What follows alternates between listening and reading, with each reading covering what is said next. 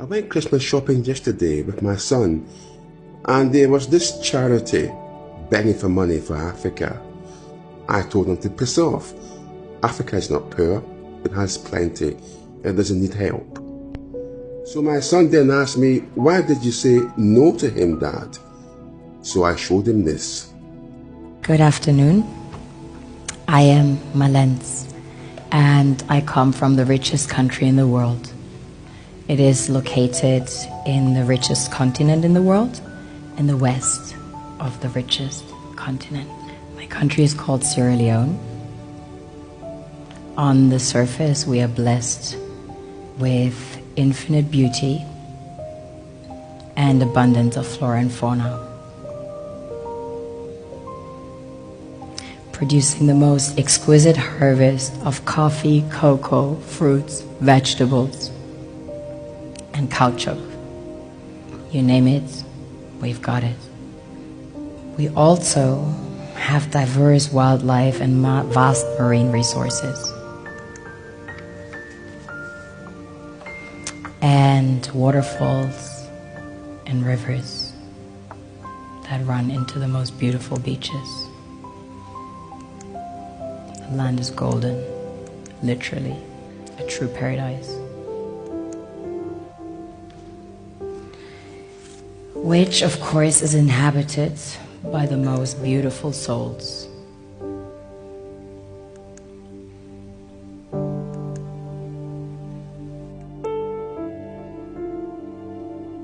We have a very strong cultural heritage. In fact, Sierra Leone had the first sub-Saharan university.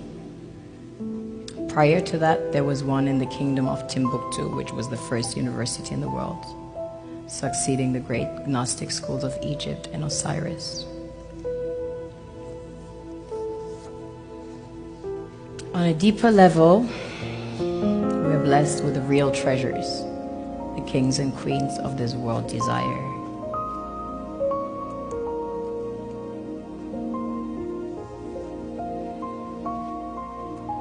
This was the largest alluvial diamond ever found.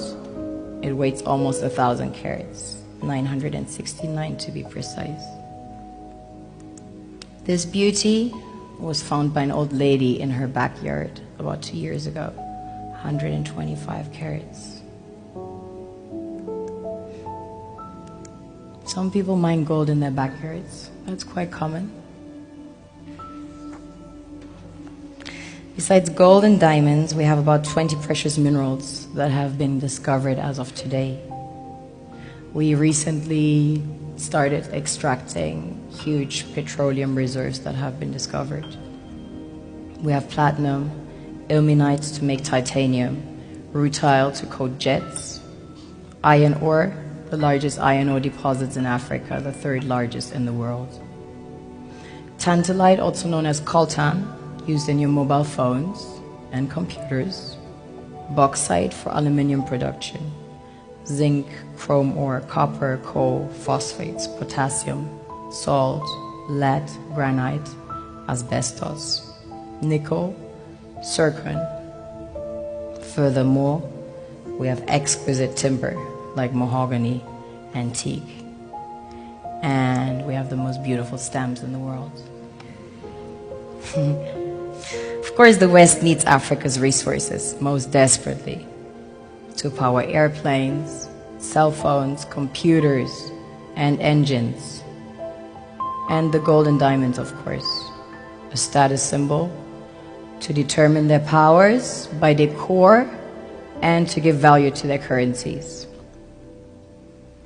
One thing that keeps me puzzled, despite having studied finance and economics at the world's best universities, the following question remains unanswered.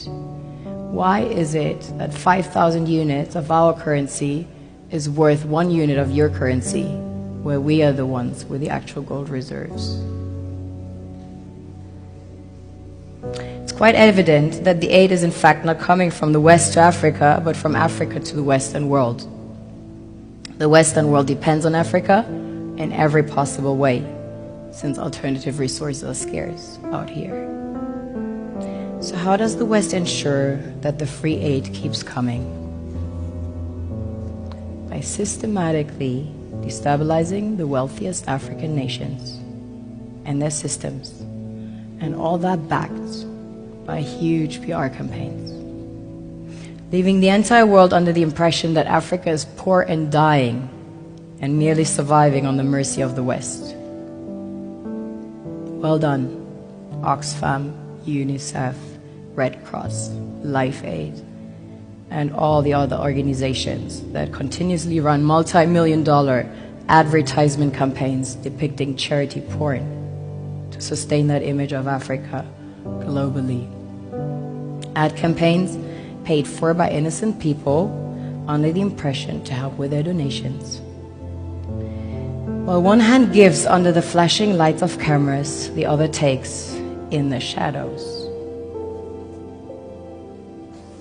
We all know the dollar is worthless, while the euro is merely charged with German intellect and technology, and maybe some Italian pasta. How can one expect donations from nations that have so little? It's super sweet of you to come with your colored paper in exchange for our gold and diamonds. But instead, you should come empty-handed, filled with integrity and honor. We want to share with you our wealth and invite you to share with us.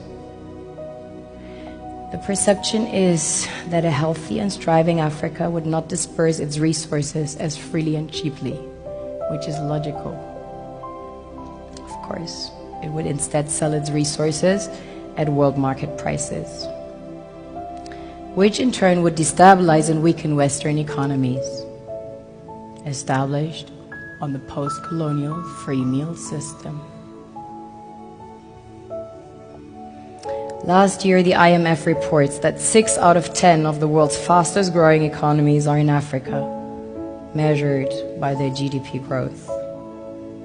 The French Treasury, for example, is receiving about $500 billion year in, year out. Foreign exchange reserves from African countries based on colonial debt they forced them to pay.